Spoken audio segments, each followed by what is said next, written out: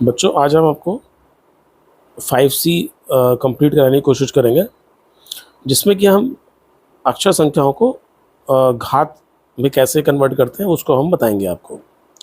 जैसे देखिए आपको आपने पढ़ रखा होगा कि 3 × 3 × 3, अगर मैं इसकी 4 बार गुणा कर दूं तो उसे हम लिखते हैं 3 की पावर 4। तो यहाँ पर जो ये 3 है, इसे बोलते हैं हम बेस या आधार। क्या बोलते हैं?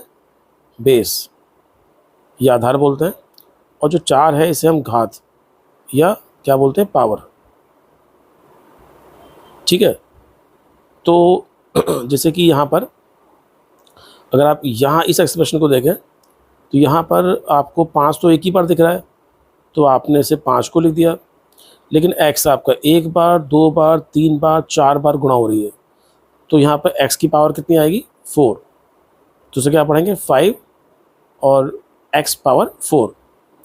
अब इसके बाद जैसे m यहाँ पर है, 3 बार गुणा हो रही है इसकी, तो m को मैंने लिख दिया एक बार, और इसकी पावर कितनी आएगी? 1 2 3, तो पावर इसकी आएगी 3। इसे पढ़ेंगे m पावर 3। अब अगला देखते हैं, इसमें x कितनी बार आ रहा है? 1 2 और 3 बार आ रहा है, तो x की घात यानी कि पावर तो हो गई 3, और y की पावर कितनी हो गई? y 1 बार 2 बार आ रहा है, तो यहाँ पे कितना है? y स्क्वायर या y पावर 2। तो इसमें उदाहरण 5 हम कर लेते हैं। अब इसमें देखिए आप, यहाँ पर हमें इसका क्षेत्रफल निकालना है। क्षेत्रफल मतलब एरिया, ठीक है। और एरिया को हम लिखते हैं ए से डिनोट करते हैं। तो एरिया कितना होता है? लेंथ गुणा ब्रेथ, लंबाई गुणा चौड़ाई। तो देखते हैं यहाँ पर लंबाई कितनी है और चौड़ाई कितनी है। तो आपने देखा यहाँ पर लंबाई है 2a मीटर, तो l की जगह तो मैंने लिख दिया यहाँ पर कितना? 2a, ठीक है। और गुणा b कितना है? ये आपकी चौड़ाई है, b आपकी है a मीटर, ये l थी और ये ब्रेथ यानी कि चौड़ाई थी, तो ये कितनी है? a मीटर है। तो इसका उत्तर कितना आ गया? 2। देखिए नंबर तो नंबर की गुणा नंबर से करते हैं, तो नंबर तो यहाँ पे केवल अकेला 2 ही है, और a कितनी बार आ रहा है? 2 बार आ रहा है। तो क्या करेंगे हम? a और उसकी घात कितनी जाएगी? 2, ठीक है। मैं एक एग्जांपल और लिख के दिखाता हूँ आपको। अगर आपको 2a की गुणा करनी हो किससे? 3a से, तो देखिए नंबर की गुणा तो नंबर से होती है, ठीक है। तो 2 और 3 कितने हो गए? 2 3 6। और जो अक्षर संख्या है यानी कि जो आपके अल्फ़ाबेट यूज़ कर रहे हैं आप, ABCD वगैरह, उनकी उसी से होती है, यानी a की a से होगी, तो a, और ये 2 बार आ रहा है तो a स्क्वायर, ठीक है। और ध्यान रखिएगा आपको इकाई जरूर लिखनी है, यानी कि मीटर, वर्ग मीटर। तो यहाँ पर हम क्या लिखते हैं? वर्ग मीटर। क्षेत्रफल का जो इकाई होती है वो होती है वर्ग मीटर, और आप चाहें तो इसे मीटर का स्क्वायर भी कर सकते हैं। इसे ऐसे लिख लीजिए, या आप लिख लीजिए इसे वर्ग और मीटर, ठीक है। ध्यान रखिएगा लंबाई केवल मीटर में आती है, चौड़ाई केवल मीटर में आती है, पेरीमीटर हो वो भी मीटर में आती है, लेकिन एरिया वर्ग मीटर में आता है। इसके बाद अगला सवाल देखिए आप, यहाँ पर इसमें बोला है कि गांव की वर्तमान जनसंख्या x है। एक गांव है, उसकी अब उसमें कितने लोग रहते हैं? x लोग रहते हैं, और साल के अंत में इसकी जनसंख्या y गुना हो जाती है, यानी कि y गुना गुना मतलब y से गुना हो जाती है, यानी कि एक वर्ष के बाद जो गांव की जनसंख्या होगी वो कितनी होगी? y से गुणा कर दो, तो कितनी आ गई? xy आ गई। ऐसे ही आपसे बोलना, अगर यही वृद्धि होती है तो 4 वर्ष बाद कुल जनसंख्या कितनी होगी? तो कोई बात नहीं, हमने 1 वर्ष बाद निकाली, अब निकालते हैं हम 2 वर्ष बाद। तो 2 वर्ष बाद कितनी होगी? हम दोबारा एक बार फिर से y से गुणा कर देंगे, ठीक है। तो पहले 1 वर्ष में हमने 1 बार y से की थी, इस बार हमने 2 बार y से कर दी है, तो कितना आएगा?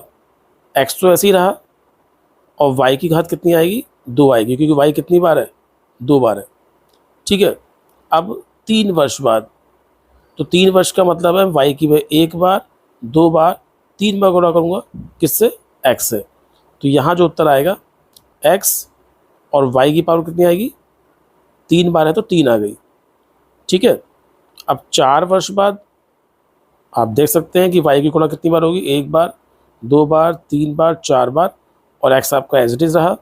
तो आपका जो उत्तर आया वो कितना आ गया, x और y की पावर 4। तो आप देख रहे हैं कि 1 वर्ष में इतना, 2 वर्ष में इतना, 3 में इतना, 4 में उतना। तो ज़रा सोच के मन में सोचो कि 6 वर्ष बाद कितना होगा। तो शायद आप लोगों ने सोच लिया होगा।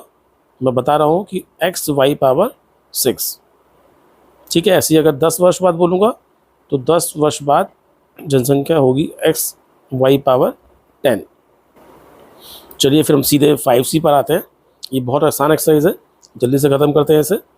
देखिए c गुणा c गुणा c, ये भी c लिखा हुआ है, तो इसे कितनी बार हम गुणा कर रहे हैं, 5 बार। तो यहाँ पर c तो बन जाएगा बेस, और इसकी पावर कितनी जाएगी ऊपर, 5 आ जाएगी। ऐसे इसे करते हैं, तो यहाँ पर 5 तो एक ही बार लिखा हुआ है, तो 5 की पावर 1, 1 को हम लिखते नहीं हैं तो हमने इसे हटा दिया। अब a कितनी बार आ रहा है, a आपका आ रहा है 2 बार, तो a की घात कितनी होगी, 2 होगी। और b हमारा आ रहा है 1 बार, 2 बार, 3 बार, तो b की घात कितनी होगी, 3 हो गई है। अब यहाँ पे इस थर्ड पोर्शन पर आते हैं। 7 आ रहा है बार बार, कितनी बार आ रहा है, 3 बार, तो 7 की पावर 3। अगले क्वेश्चन पर आते हैं, टी टी वाई वाई, तो टी कितनी बार आ रहा है, 2 बार, और वाई कितनी बार आ रहा है, 2 बार। ऐसे ही इसे भी गुणा के रूप में लिखना है, इसे हमें खोल कर लिखना है। तो ए को हम कितनी बार लिखेंगे, पावर 2 है ए की, तो मैं ए को 2 बार लिखूंगा गुणा, और फिर बी की घात भी 2 है, तो बी को भी मैं 2 बार लिखूंगा। यहाँ उल्टा करना है, ठीक है। अब ऐसे ही यहाँ लिखा हुआ है, तो 9 को मैं क्या करूँगा, 9 गुणा ए को 1 बार, और फिर हम बी को कितनी बार लिखेंगे, 1 2 3 बार, क्योंकि बी की घात कितनी है, 3 है, ठीक है। इसे आप ऐसे भी लिख सकते हैं, और आप चाहें तो 9 को भी खोल सकते हैं। कैसे, 3 गुणा 3, और फिर 1 ए बार, और ये बी आपका 3 बार। इसको ऐसे भी आप लिख सकते हैं। अब अगला क्वेश्चन आता है, इसको मैं कैसे लिखूँगा, देखिए ये 10 है, तो 10 को आपने तोड़ दिया 2 और 5 में, ठीक है।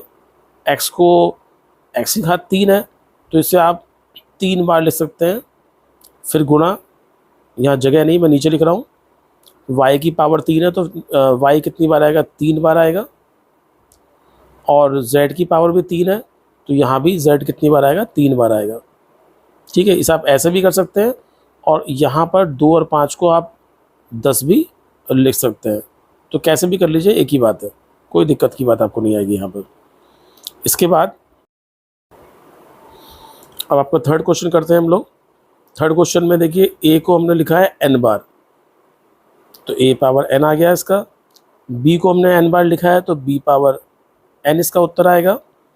यहाँ 3 कितनी बार है, 2 बार है, तो 3 की घात 2। 4 कितनी बार है, 2 बार है, तो 4 की घात 2, ठीक है। बीच में गुणा जरूर लगाएंगे। और यहाँ पे a कितना है आपका, 2 बार है, तो a की घात 2। इस टाइप से सब लिख सकते हैं, ठीक है। ध्यान रखना बीच में यहाँ गुणा जरूर लगाना, वरना ऐसा लगेगा जैसे 34 लिखा हुआ है, ठीक है। तो इनको अलग करने के लिए बीच में गुणा हमें लगानी पड़ेगी। चलिए आगे चलते हैं। ए एस टी टी, तो ए तो 1 बार है, तो ऐसे ही रहेगा, एस भी ऐसी रहेगा, 1 ही बार है। टी यहाँ पर 2 बार है, तो टी की घात आ जाएगी 2, ठीक है। अब इसका लास्ट क्वेश्चन है बस। एक व्यक्ति की वर्तमान आय ए है, उसको ए रुपये मतलब कमाता है, और प्रति वर्ष उसकी आय बी गुना हो जाती है, यानी कि 1 वर्ष बाद उसकी आय में बी से गुना हो जाती है। यानी ये उसकी 1 वर्ष के बाद, 1 वर्ष के बाद उसकी क्या है, उसकी आय, वो है ए गुणा बी।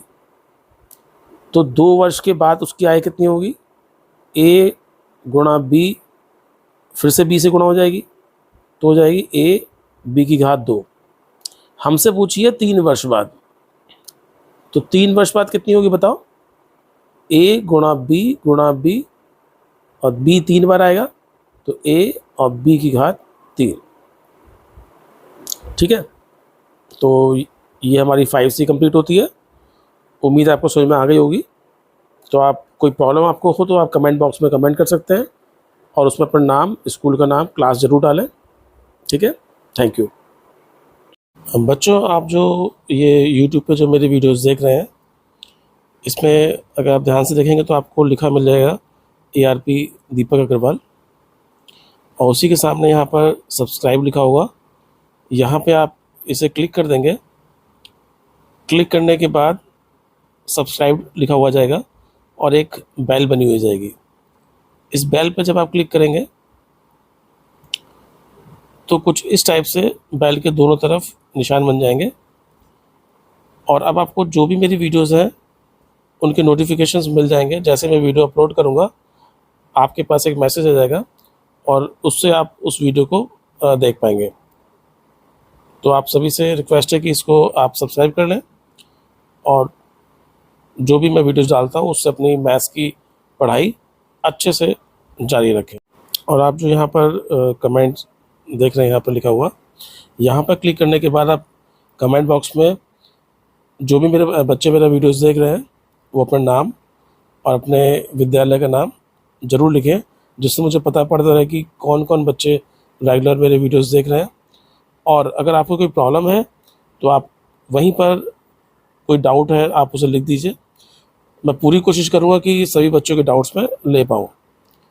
तो उम्मीद है आप सभी ये वीडियोस देखेंगे, ध्यान से सीखेंगे, और उसके बाद कमेंट बॉक्स में ज़रूर कमेंट करेंगे। Thank you.